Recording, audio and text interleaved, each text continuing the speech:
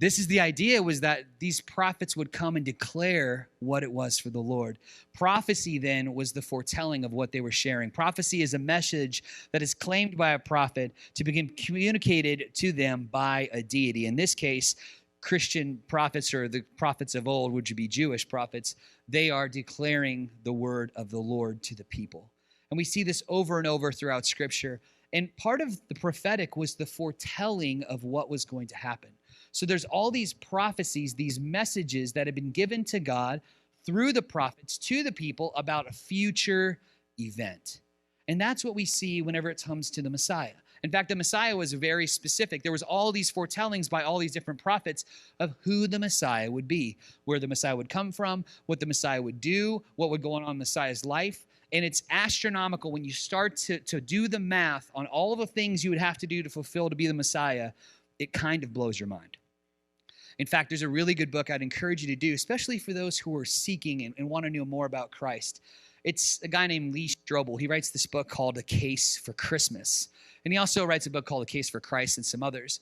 But the real thing is that just for Jesus to have fulfilled 8 of the prophecies, the statistics are not good. You know what I mean? It wouldn't play in Vegas because it would be 1 in 100 quadrillion for him to be able to fulfill that. That is 100 to the 17th power. That's a lot of zeros. Another way to think about it is if you had a silver dollar and you marked 1, and then you filled the entire state of Texas inches deep with silver dollars and mixed it up, and then you walked out and first try picked it. Is that an easier way to understand it? It's so beyond us in the math that it only could be divinely fulfilled.